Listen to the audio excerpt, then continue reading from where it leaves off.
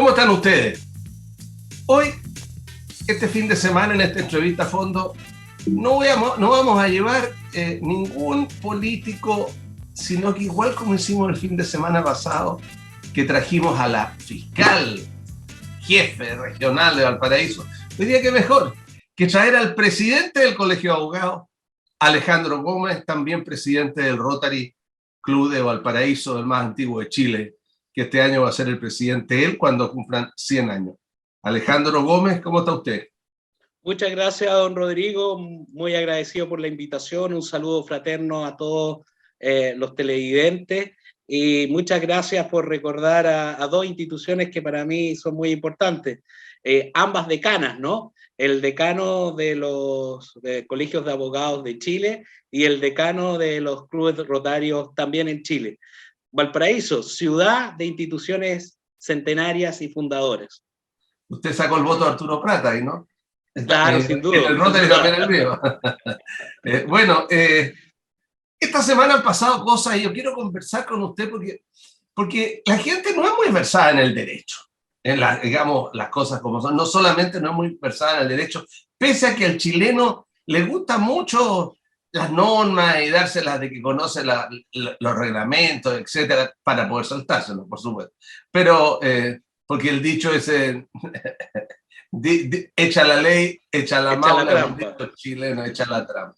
Entonces, quiero partir con usted conversando sobre un tema que llama la atención y que la gente no lo entiende, digamos. ¿Por qué los reos no votan? ¿Y por qué deberían votar según la nueva Constitución? Pese a que no son los reos, sino que aquellos que están en proceso, digamos, en espera de una sentencia, que son alrededor de 1000 en Chile, quienes podrían votar. ¿Por qué no explicamos esta norma, abogado?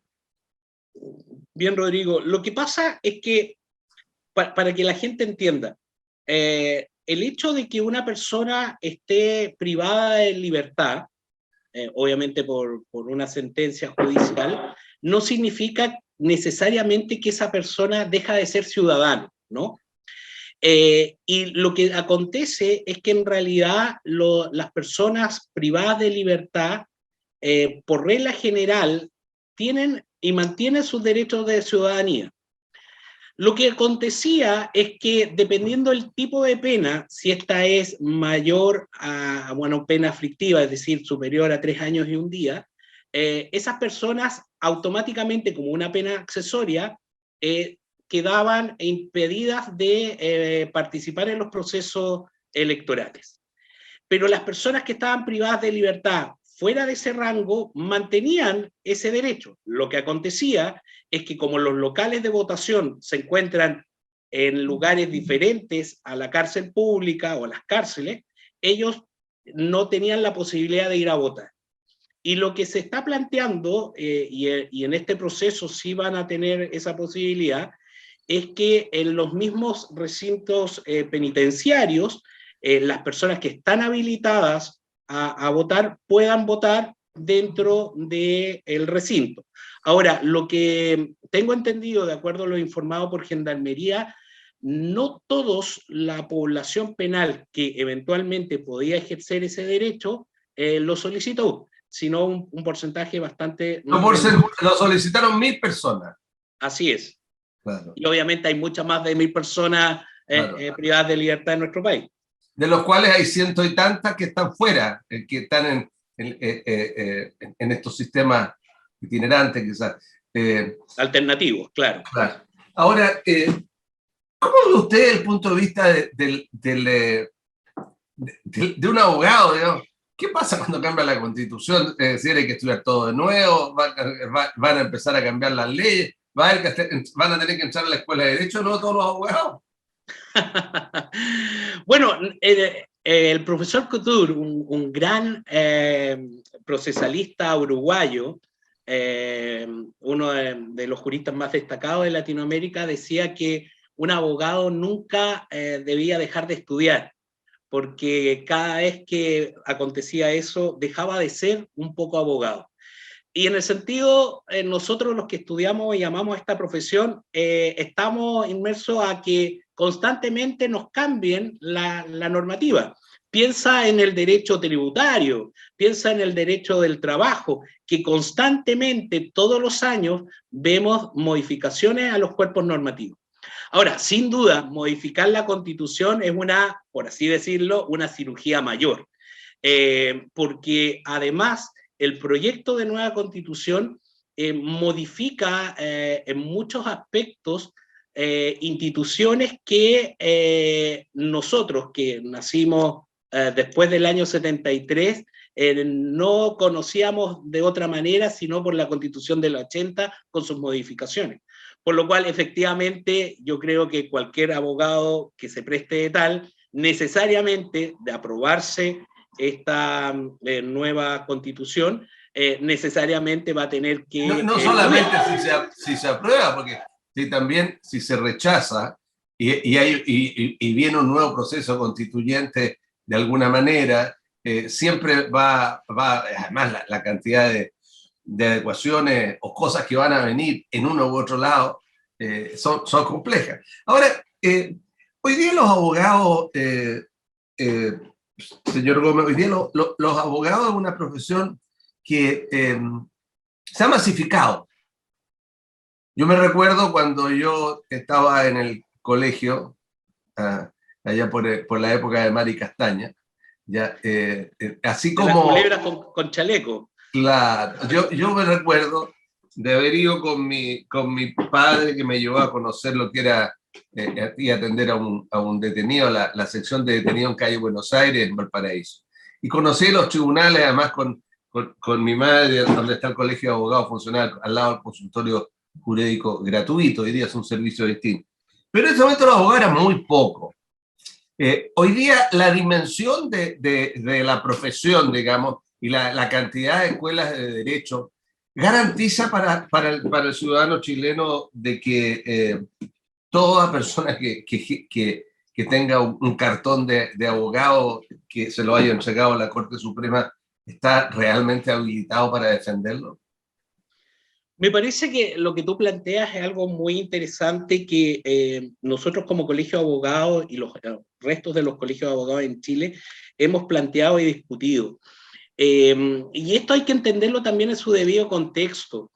Esto no es que un gremio pretenda monopolizar o establecer barreras del ingreso de nuevos profesionales, sino porque, a diferencia del resto de las profesiones, el ejercicio de la profesión para tener título de abogado es un cargo público, lo otorga el Estado. Es la única profesión en que usted, saliendo de la universidad, dando todos los exámenes, no es abogado.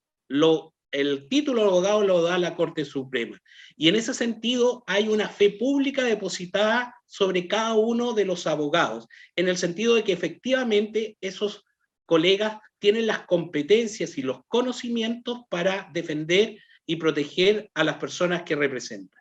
En ese sentido, yo estimo que efectivamente, al no haber un control, por un lado, ético del ejercicio de la profesión, obligatorio como era antaño, de los colegios de abogados, y por otro lado, una múltiple diversidad de escuelas de derecho que imparten estos cursos, y no teniendo tampoco la facultad de la excelentísima Corte Suprema de poder hacer exámenes habilitantes, como suceden en otros lugares del mundo, como las barras de abogados en Estados Unidos, como los cursos de habilitación a la abogacía en Madrid.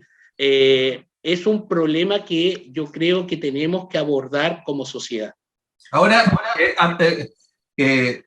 ¿usted cree que la solución sería hacer la colegiatura en los colegios obligatoria? Yo soy de la idea de que el ejercicio de la profesión como tal, de abogado, porque uno puede ser abogado y no ejercer como tal, debe estar regulado por los colegios profesionales.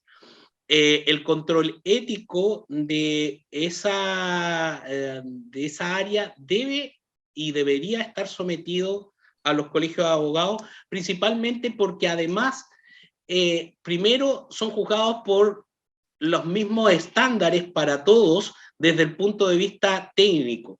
La ley del ejercicio de la abogacía es un elemento fundamental que además se reconoce en casi todos los ordenamientos jurídicos de aquellos países que a nosotros nos gusta mirarnos o asemejarnos. Ok, ahora quiero cambiarlo de tema y referirme al concepto porque le preguntaba con quién lo defiende, el problema de la percepción de la gente frente a los abogados. Es porque parece que se requerirían muchos más abogados, muchas más defensorías, muchas más policías, muchas más fiscalías, en fin. El nivel de violencia, de delincuencia, se está transformando en una cosa como si viviéramos en otro país. Que a un señor, lo último aquí en la región, que a un señor primero lo maten a balazos, lo metan en un tarro y lo tiren del puente a las cucharas. No sé si usted, señor telespectador, ha visto, ha pasado por ahí, la altura que es lo que significa la violencia, la brutalidad, a lo que hemos llegado, digamos. ¿Cómo ve usted esta situación? ¿Falta Estado? ¿Falta gobierno? ¿Faltan leyes? ¿Faltan más fiscales? ¿Qué pasa en Chile? Mi primero es que una preocupación. Yo creo que no por ser abogado, ser presidente del Colegio de Abogados, voy a estar ajeno a lo que pasa en la realidad. Soy padre de familia, tengo amigos, tengo suegros, y la verdad es preocupante el grado de violencia que hoy estamos viviendo. Y en el tema de los delitos, especialmente los delitos contra la propiedad o contra las personas, el grado de violencia me parece inaceptable. Nosotros como sociedad no estamos acostumbrados a esos grados de violencia. Yo recuerdo cuando era joven, iba a la calle Valparaíso y de repente llegaba a mi casa en recreo a las 2 de la mañana caminando sin ningún problema. Y hoy, la verdad, hoy día podría ser lo más probable que tendría mucho frío, porque capaz que llegara desnudo a la casa.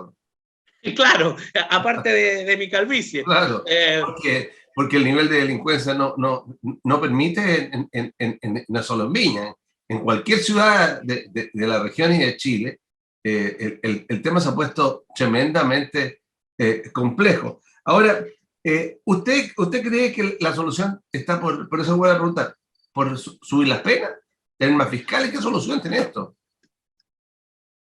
Mire, la verdad es que en Chile, y recogiendo lo que usted dijo al principio, somos muy legalistas. Creemos que con las leyes solucionamos todo.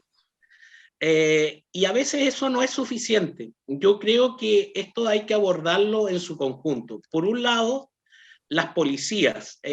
Tengo la impresión que las policías, tanto en su formación como en los recursos que tienen, están en desmedro frente a las organizaciones criminales. Por otro lado, me parece que los fiscales y el Ministerio Público no siempre tienen los medios o acceso a toda la información que se requiere para agilizar los juicios. Y por otro lado, los tribunales de justicia, me llama la atención que muchas veces al momento de resolver no cuentan con todos los antecedentes, como se ha notado en las noticias, es decir, personas que tenían un prontuario relevante y que el juez de garantía, ya sea por que el fiscal no se lo proporcionó o porque ellos mismos no tenían acceso, desconocían algunas condiciones de estos imputados a los cuales se han hecho control de detención. A ver, pero Alejandro, ¿no será que nos adelantamos mucho en este proceso, aunque ya vamos a enterar dos decenios, digamos? ¿Estaba preparado realmente? ¿Estaba preparado los jueces? Uno ve los jueces, ahora los jueces de los tribunales orales, uno una gente con muy poca experiencia, joven, porque no hay más jueces también, que, es decir, y a veces se ven unas brutalidades que la gente no las entiende, que a lo mejor el proceso, la ley lo permite, pero ¿es realmente este el mejor proceso para Chile? Ya no hay nada que hacer, es el que existe. Claro, yo creo que dar vuelta atrás sería muy difícil. Yo creo que... ¿Pero cómo mejorarlo entonces? Yo creo que hay que mejorarlo. Primero, porque los fiscales en general son abogados.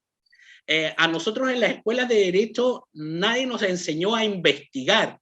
A diferencia que sucede en modelos de otros países donde hay cursos especiales para los fiscales que investigan. Porque aquí tengo la sensación que muchas veces el fiscal está hablando en un lenguaje y las policías en otro, y no hay una concordancia. Pero Alejandro, no es que que, claro, conozco a Jorge Ao de que éramos jóvenes, pero que éramos vecinos, pero no es que yo venga a defender a la fiscalía, pero un fiscal de Valparaíso, por lo que comentaba la fiscal Peri Asís, tiene un promedio de 2.000 carpetas, 2.000.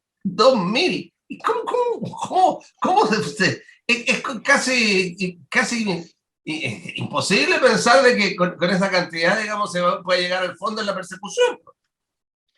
Sí, es que eso es la otra parte que quería comentarlo, es decir, el número de fiscales en relación al número de causas, me parece que ahí hay una brecha que es increíble.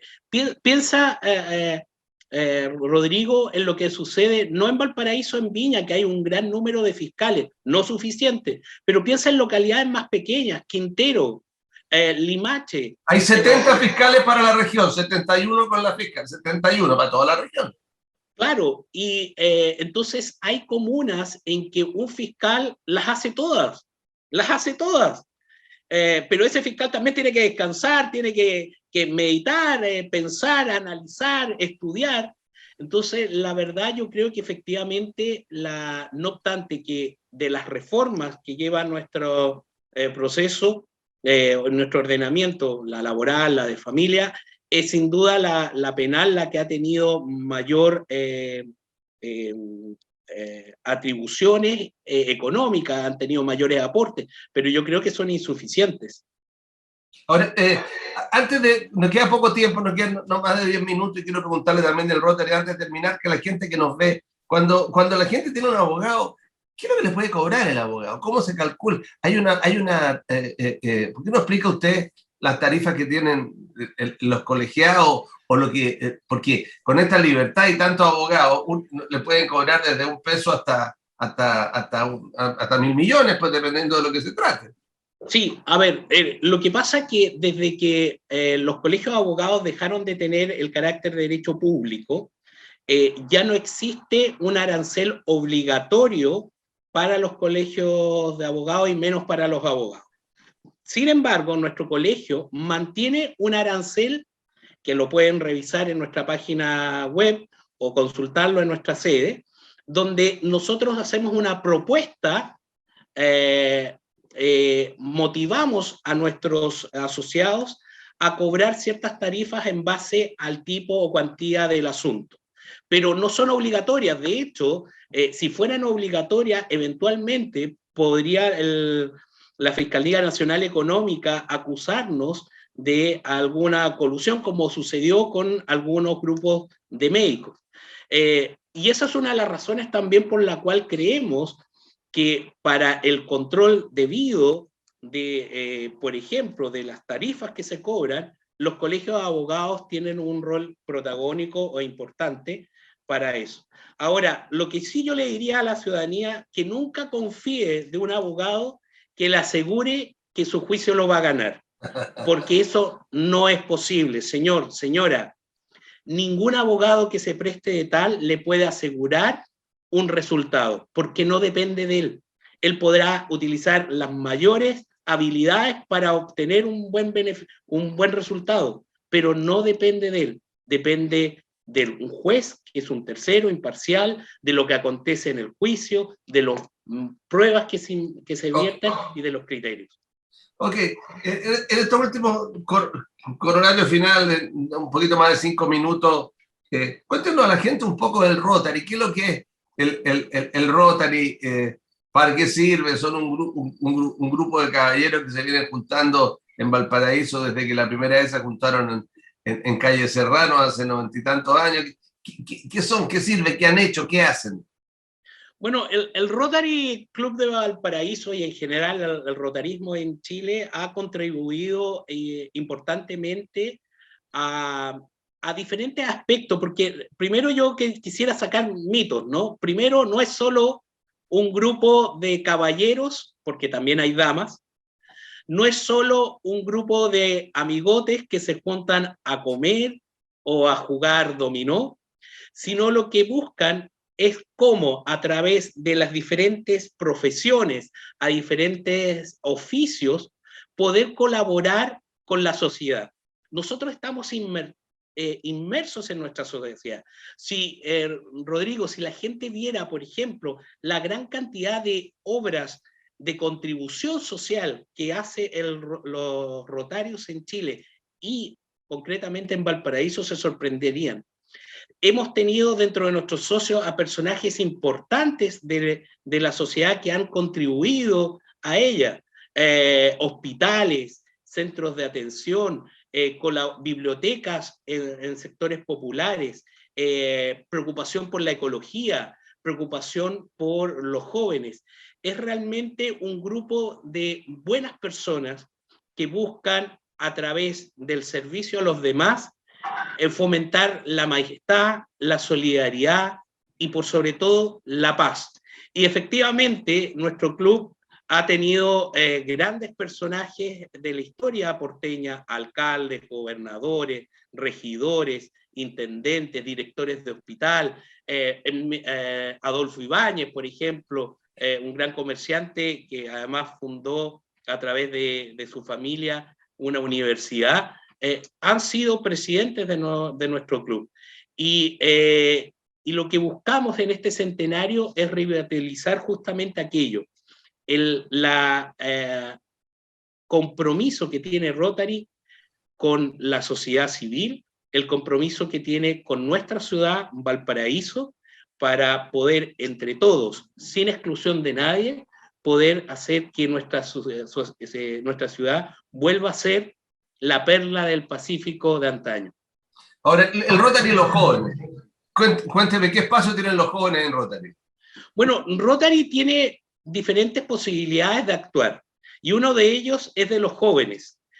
Tenemos grupos de jóvenes que se reúnen en nuestra sede en el pasaje Ross, en Valparaíso, en pleno centro de Valparaíso, y ellos buscan a través de proyectos sociales generar justamente una intervención dentro de la sociedad.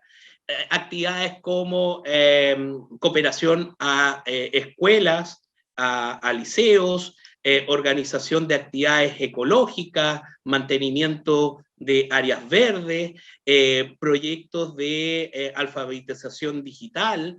Es decir, esto permite que además los jóvenes, a través de estos grupos de Rotary, permitan también desarrollar estas áreas de sensibilidad, de solidaridad para con nuestra comunidad. Ahora, ¿qué actividades tienen pensado para la celebración del centenario y qué día se cumple el centenario el próximo año? Nuestro aniversario y del rotarismo nacional es el 13 de abril, a lo cual está toda la comunidad invitada.